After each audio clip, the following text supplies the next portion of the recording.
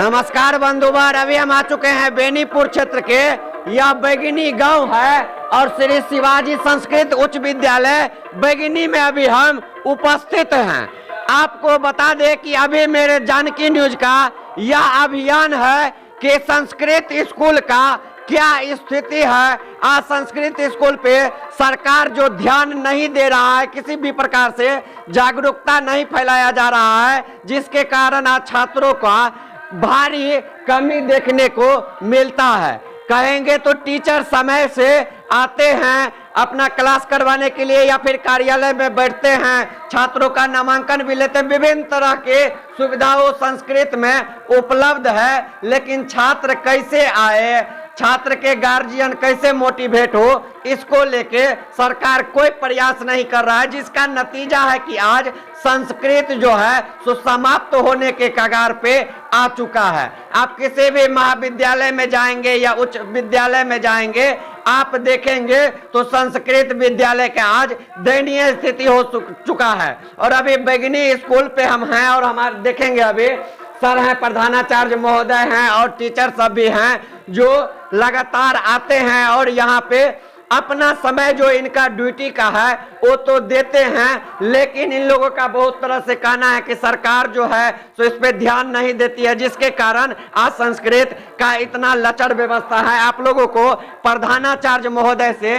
बात करवाते हैं और क्या कमियां हैं, क्या होना चाहिए जिससे संस्कृत विद्यालय का भी कहे तो एक तरह से फिर से जीवित हो और छात्र आके इसमें क्लास करे। तो सर, सबसे पहले आपको जानकी न्यूज में स्वागत है। धन्यवाद इसके लिए। क्या नाम हुआ सर आपका? मेरा नाम दीनानाथ मिश्र हुआ। सर अभी आए हैं, हम तो देख रहे हैं आप लोग बैठे हुए हैं, हाँ। बगल में अभी नवा कीर्तन है, जिसके कारण स्टूडेंट सब नहीं आए हैं। हाँ। आज संस्कृत समाप्त होते जा रहा है, इसके पीछे क्या रीजन है? सबसे बड़ा मुख्य रीजन ये है जो इसकी न सरकार की तरफ से किसी तरह का कोई व्यवस्था मिल रहा है, न कोई भवन की दिक्कत है, बहुत सारे है, लाचार स्थित है इसका, जिसके कारण यहाँ विद्यार्थी की अभाव रहती है। पता चलता है कि जब फॉर्म भरने का टाइम आता है तो मध्यमा से फॉर्म भरने के लिए हजारों स्टूडेंट आ जाते हैं, लेकिन पढ़ने के लिए, क्लास करने के लिए कोई नहीं आते हैं। हाँ, नहीं, यहाँ पर विद्यार्थी जो है ना, क्योंकि विद्यार्थी को संस्कृत विद्यालय में उस तरह की सुविधा नहीं मिल रही है। सरकार इसका एकदम इसके प्रति आंख मूंद के रखी हुई है, न इसका भवन देता है, न विद्यार्थी का कैसे क्लास चले उसका व्यवस्था करता है, कुछ नहीं होता है। जो भी भवन एक दो देख रहे हैं, एक स्थापना वाला है जो जर्जर यहाँ है, दूसरी जो ऐच्छिक कोष से लेकर के बनवाए थे वही भवन है, जिसमें किसी तरह से विद्यालय को हम लोग संचालित करते हैं। बच्चा आता है, पढ़ता है, जाता है, लेकिन और किसी तरह की सुविधा सरकार साफ इसमें कोई रुचि नहीं दिखाती है। एक तरह से कहा जाए कि यह एक तरफ संस्कृत का स्थिति जो हो गया है वो डिस्टेंस वाला स्थिति हो गया है। डिस्टेंस से स्टूडेंट नामांकन करवा लेते हैं, फॉर्म भर के एग्जाम देते हैं, बस रिजल्ट पास करते हैं तो मार्कशीट लेने आते हैं। हाँ, यहाँ पर जितना भी हमारे मध्यमा से फॉर्म भरते हैं वो ज्यादातर जो है सो प्राइवेटे रहता है, और रेगुलर हमारे यहाँ जो 10-15 बच्चा रहता है वो सिर्फ वही 10-15 बच्चा रेगुलर जो पढ़ता है सब दिन, वही बच्चा जो है सो अपना।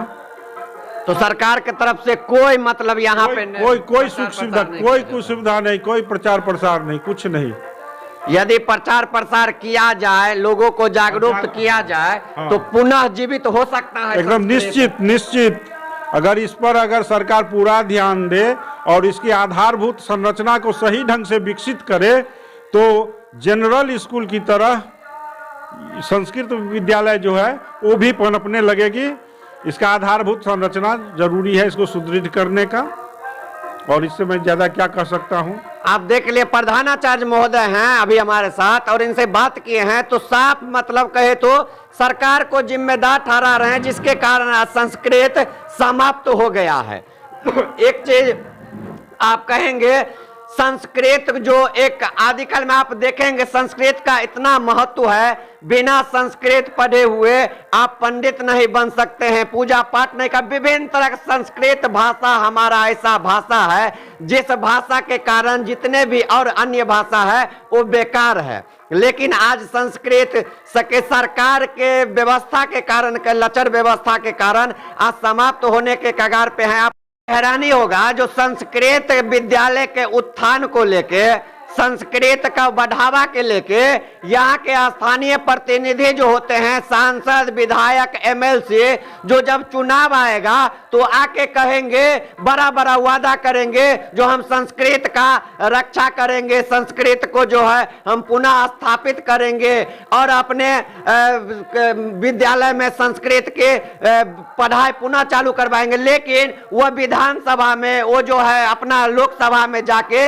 इन प्रश्नों को नहीं रखते हैं। वो अपने शिक्षा मंत्री के पास यह बात नहीं रखते हैं कि संस्कृत विद्यालय का उत्थान हो, संस्कृत विद्यालय का भवन बने, संस्कृत विद्यालय में पुस्तकालय का व्यवस्था हो, संस्कृत विद्यालय में हॉट एंड कोल्ड की मशीन लगे, संस्कृत विद्यालय में वाईफाई की व्यवस्था हो और टेबल कुर्सी की व्यवस्था हो। विभिन्न तरह की मांग जो है वो यहाँ के स्थानीय विधायक, सांसद और एमएलसी नहीं करते हैं, जिसका नतीजा है कि आज यह संस्कृत समाप्त होते जा रहा है। शर्म आना चाहिए यहाँ के नेताओं को, जो यहाँ के जनता से वोट लेके जीत के सदन में जाते हैं, लेकिन सदन में जाके वह दलाली करने लगते हैं, चोरी करने लगते हैं, बेईमानी करने लगते हैं, लेकिन संस्कृत को लेके वह कभी सदन में आवाज नहीं उठाते हैं, जिसका नतीजा है कि आज बिहार ही नहीं